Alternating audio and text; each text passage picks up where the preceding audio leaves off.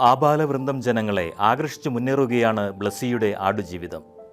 മരുഭൂമി കഥാപശ്ചാത്തലമാവുന്ന ചിത്രം സംവിധായകൻ്റെ ഭാവനയിൽ നിന്ന് ബിഗ് സ്ക്രീനിലെത്താൻ എടുത്തത് നീണ്ട 16 വർഷങ്ങളായിരുന്നു. VFX ഏറ്റവും കുറച്ച് മാത്രം ഉപയോഗിച്ച് ഷൂട്ട് ചെയ്യാനെടുത്ത തീരുമാനവും അതിനായുള്ള പ്രയത്നവുമാണ് കാണികളിൽ നിന്ന് ഏറ്റവുമധികം കയ്യടി നേടിക്കൊടുക്കുന്നത്. ദൈവാനുഗ്രഹവും നിരന്തര പ്രാർത്ഥനയും മാത്രമാണ് ഒരു സാധു മനുഷ്യൻ്റെ മരുഭൂമിയിലെ അലച്ചിലും കഷ്ടപ്പാടും ചിത്രീകരിക്കാൻ തന്നെ സഹായിച്ചതെന്ന് സംവിധായകൻ ബ്ലസ്സി പറയുന്നു. നമസ്കാരം. ഈ പെസഹ വ്യാഴം ആഴ്ചയാണ് മാർച്ച് 28 ആടുജീവിതം എന്ന എൻ്റെ സിനിമ റിലീസ് ചെയ്തു.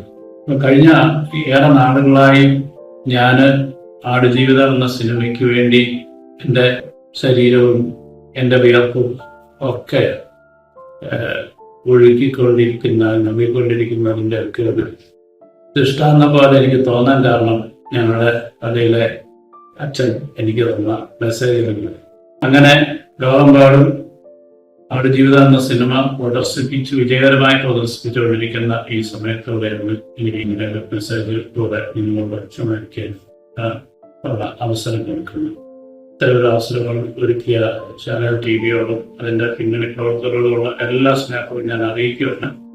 പലപ്പോഴും സിനിമ ചലച്ചിത്ര മേഖലയൊക്കെ ഒരു വിശ്വാസ സമൂഹത്തിനെ സംബന്ധിച്ചിടത്തോളം ഒരുപാട് അകന്നു നിന്നിരുന്ന ഒരു കാലഘട്ടത്തിൽ ഉണ്ടായിരുന്നെങ്കിൽ കൂടി അതിൽ നിന്നും വ്യത്യസ്തമായി ജീവിതത്തിനെ കുറെ കൂടി ഈ പച്ചയായി ജീവിതത്തിനെ സമീപിക്കുമ്പോൾ ഈ പുനരുദ്ധാന നാളില് ജീവിതം നൽകിയ ആയുസ് നൽകിയ ഈശ്വരന്റെ മുന്നിൽ ഏറ്റവും സമർപ്പിതമായി ജീവിതത്തിനെ അനുഭവിക്കുവാനും മറ്റുള്ളവരുടെ മുന്നിലേക്ക് ശോഭിക്കപ്പെടാനും അല്ലെങ്കിൽ സ്വയം ജീവിതത്തിനെ കരുത്തുള്ളതാക്കാനായിട്ടുള്ള മനുഷ്യന്റെ ആഗ്രഹം, ഇച്ഛ ഒക്കെ അവസാന ശ്വാസം വരെയും ഉണ്ടാകുവാൻ സാധിക്കണം. എവരി ബ്രത്ത് ഈസ് എ ബാറ്റിൽ എന്ന് പറയുന്ന ഒരു കാത്ത വാക്കുകളായിട്ടാണ് ഗോഡ് ലൈഫ് എന്ന ആടുജീവിതം നിങ്ങളുടെ കേൾക്കുന്നത്. തീർച്ചയായിട്ടും നിങ്ങളുടെയൊക്കെ സ്നേഹവും സപ്പോർട്ടും ഒക്കെ എനിക്ക് ആവശ്യമായിട്ടുണ്ട്. അതുകൊണ്ട് തന്നെ ഈ സിനിമയെ നല്ല രീതിയിൽ കാണുന്നതിനായി നിങ്ങൾക്ക് നിലനിർത്തത്തിൽ കഴിയട്ടെ. എന്നാൽ കോവിഡ് സമയത്ത് സിനിമയുടെ ചിത്രീകരണം നടന്നത് ഇസ്രയേലിലായിരുന്നു.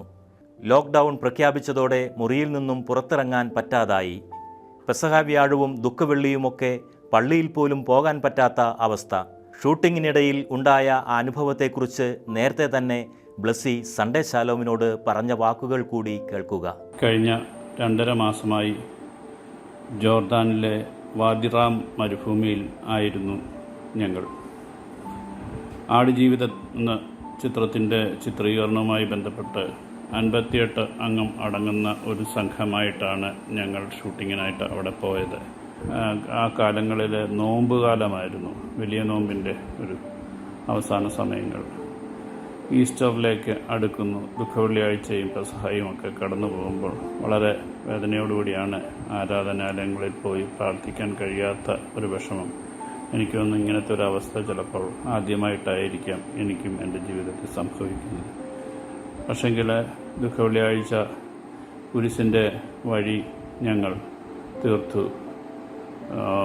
14 ഇടങ്ങളിലായിട്ട് പ്രാർത്ഥനകൾ നടത്തി, വലിയൊരു പ്രൊസഷൻ നടത്തി ഒക്കെ അതിന് കുരിശു മരണത്തിനെ ഓർക്കുന്നതിനും പ്രാർത്ഥിക്കുന്നതിനൊക്കെ സാധിച്ചു. ഈസ്റ്റർ ചെറിയ രീതിയിൽ ഞങ്ങൾ ആഘോഷിച്ചു, വിഷു ആഘോഷിച്ചു. ആ കാലയളവിൽ ഞാൻ വായിക്കാനായിട്ട് ശ്രമിച്ചത് യോബിൻ്റെ പുസ്തകമാണ്.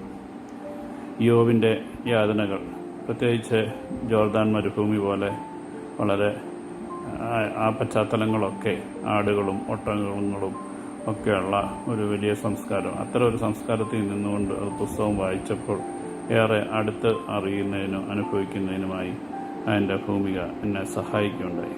അത്തരത്തിലുള്ള വലിയ ആത്മീയമായ ചിന്തകൾ പലപ്പോഴും ഇടറിപ്പോകാവുന്ന അവസ്ഥയിൽ കൂടുതൽ ബലം നൽകുകയാണ് ഉണ്ടായത്. കടുത്ത അലച്ചിലിലൂടെയും കണ്ണീരിലൂടെയും കടന്നുപോയിട്ടും ദൈവത്തിൽ ആശ്രയിച്ചു നിന്നതുകൊണ്ടാണ് ഈ ചിത്രം ലോകം ഏറ്റുവാങ്ങിയത്. ഇതിനോടകം ആഗോള ബോക്സ് ഓഫീസിൽ 50 കോടി ക്ലബിൽ ചിത്രം ഇടം പിടിച്ചിട്ടുണ്ട്. ഏറ്റവും വേഗത്തിൽ 50 കോടിയിലെത്തുന്ന മലയാള സിനിമയായി മാറി ആടുജീവിതം. കേരളത്തിലും വിദേശ മാർക്കറ്റുകൾക്കുമൊപ്പം തമിഴ്നാട്, കർണാടക എന്നിവിടങ്ങളിലും ചിത്രം മികച്ച പ്രതികരണമാണ് നേടുന്നത്.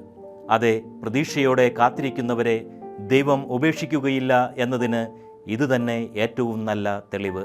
ക്രിസ്തുവിന്റെ സ്നേഹവും ക്രിസ്തുവിലുള്ള അടിയുറച്ച വിശ്വാസവും ഒക്കെയാണ് ഒരു ക്രിസ്തു നൽകുന്ന ഏറ്റവും വലിയ പ്രചോദനമാണ് ഒരു കലാകാരനായിട്ട് നിൽക്കാൻ സാധിക്കുന്നത് എന്നുള്ളത് എന്റെ സുവിശേഷമായി ഞാൻ എന്റെ ആദ്യ സിനിമ പറഞ്ഞു തുടങ്ങിയിട്ടുണ്ട്.